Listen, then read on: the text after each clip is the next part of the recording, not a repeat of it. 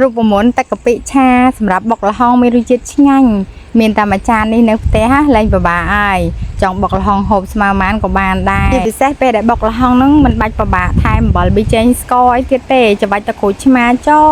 ដាក់ទឹកកាពិពីរបីវែចូលក្នុងត្បាល់ហ្នឹងទៅរួចហើយបើមានក្តាមប្រៃក្តាមសមុទ្រប្រៃដាក់ថែមក្តាមសមុទ្របន្តិចទៅដាក់បន្លែប្លុកទៅតាមការគួរឬមួយក៏ប្រហិតអីអញ្ចឹងទៅតាមចំណង់ចំណូលចិត្តរបស់បងប្អូនទេបើចំណែកម្ទេសវិញក៏ដាក់តាមចំណង់ចំណូលចិត្តដែរចង់ហល់ហោះឬមួយក៏ហល់រត់មកបងប្អូនជាតិណាបងប្អូនអូយថាឆ្ងាញ់ខ្លាំងហ្មងក្លិនវិញឡើងឈ្ងុយអត់ចាញ់បុកល្ហុងគេលក់ប្រហែលទេឥឡូវមកដឹងពីវិធីធ្វើទឹកកាពិបុកល្ហុងជាមួយនឹងខ្ញុំទាំងអស់គ្នាគ្រឿងផ្សំមានដូចជាទឹកសទឹកម្នាស់ស្ករត្នោតខ្ទឹមសដែលចិញ្ច្រាំរួចទឹកអំពិលទុំអ្វីដែលខ្វះមិនបានគឺកាពិខ្ញុំប្រើកាពិកែវកាពិហ្នឹងមានលេខកូដប្រទេសត្រឹមត្រូវជាកាពិខ្មែរ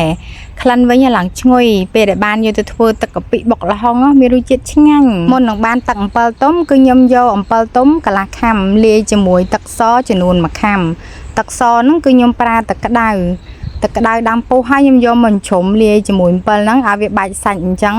ដើម្បីត្រងយកតែទឹកវាទេនេះណែឥឡូវខ្ញុំបានទឹកអំពិលទុំមកមុខហើយខ្ញុំមកធ្វើទឹកម្នាស់ម្ដងហ្នឹងគឺខ្ញុំប្រើចំនួន1ខាំហើយខ្ញុំបានដាក់ទឹកសចំនួន1ខាំដែរទឹកហ្នឹងគឺខ្ញុំប្រើទឹកត្រជាក់ពេលដែលខ្ញុំក្លុកម្នាស់ហ្នឹងខ្ញុំក្លុកឲ្យម៉ត់តតែម៉ត់ហ្មងណាពេលដែលក្លុកម៉ត់ចាក់ដាក់ចានគឺវាមានពពុះបែបហ្នឹងរួចហើយខ្ញុំបានដួសពពុះចេញឥឡូវខ្ញុំមកចិញ្ច្រាំខ្ទឹមសម្ដងខ្ទឹមសហ្នឹងគឺខ្ញុំប្រើខ្ទឹមបករួចចំនួនកន្លះខាំហើយមកចិញ្ច្រាំបែបហ្នឹងចិញ្ច្រាំតតែម៉ត់ពេលដែលធ្វើទឹកកាពិហ្នឹងគឺខ្ញុំអត់បំពងខ្ទឹមទេគឺខ្ញុំបានដាក់កាពិមុនកាពិហ្នឹងគឺខ្ញុំប្រើចំនួន1ខាំរួចហើយខ្ញុំបានដាក់ទឹកម្នាស់ហ្នឹងក៏ខ្ញុំប្រើចំនួន1ខាំដែររីឯស្ករត្នោតគឺខ្ញុំប្រើចំនួន3ខាំធ្វើទឹកកាពិឆាហ្នឹងណាប្រើស្ករត្នោតឆ្ងាញ់ជាងស្ករសចំណែកឯអំពិលទុំហ្នឹងក៏ខ្ញុំប្រើទឹកអំពិលទុំចំនួន1ខាំរីឯខ្ទឹមចិញ្ច្រាំនេះគឺខ្ញុំប្រើចំនួនកន្លះខាំរួចហើយខ្ញុំបានកូរច្របល់វាបែបហ្នឹងឲ្យរលាយកាពិហ្នឹងនឹងគ្រឿងចូលគ្នាឲ្យសព្វសិន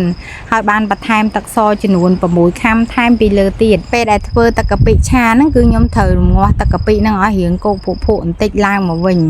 គឺខ្ញុំអត់ដាក់គ្រាន់តែពុះហើយយកសម្រាប់ទេកាពិហ្នឹងគឺខ្ញុំរំងាស់ទុកឲ្យវារាងស្រក់ទឹកនេះភក់បានប៉ុណ្ណឹងបងប្អូនឲ្យរៀងទឹកប៉ុណ្ណឹងគឺមានរសជាតិឆ្ងាញ់ហ្មងចាំមើលខ្ញុំភ្លក់ល្មមឆ្ងាញ់ហ្មងបងប្អូនពេលដែលធ្វើទឹកកាពិហើយគឺមិនបង្អង់យូរទេនេះណែឥឡូវខ្ញុំបានមួយចាននេះហើយ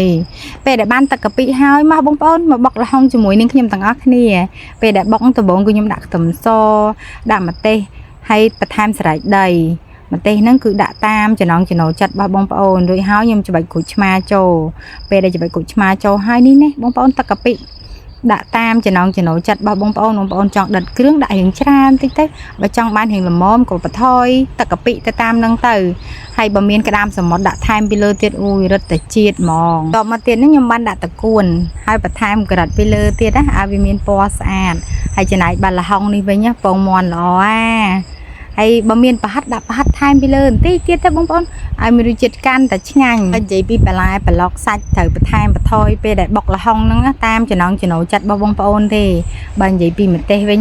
ចង់ហល់ហោះឬមួយក៏ហល់រត់ក៏តាមតែចិត្តបងប្អូនដែរបើចំណែកពីម្ទេសដែលខ្ញុំយកមកបុកធ្វើបុកល្ហុងថ្ងៃហ្នឹងម្ទេសហ្នឹងគឺអត់សូវហល់ទេ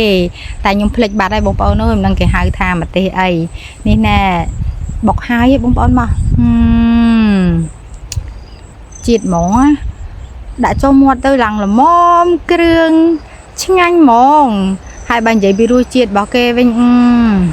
កប់សេរីរីហ្មងបងប្អូនអូយឆ្ងាញ់មែនតែនដាក់មួយម៉ាត់ហើយគឺថាចង់ដាក់មួយម៉ាត់ទៀតហើយបុកល្ហុងរបស់ខ្ញុំថ្ងៃហ្នឹងគឺខ្ញុំដាក់នំបញ្ចុកនេះក៏ចូលជាតិទៀតឆ្ងាញ់ហ្មងដោយសារទឹកកាពិនឹងលាយទៅល្មមគ្រឿងពេលដែលយកមកបុកនិយាយថាឆ្ងាញ់បើចំណែកឯក្តាមប្រៃសមុទ្រនេះវិញ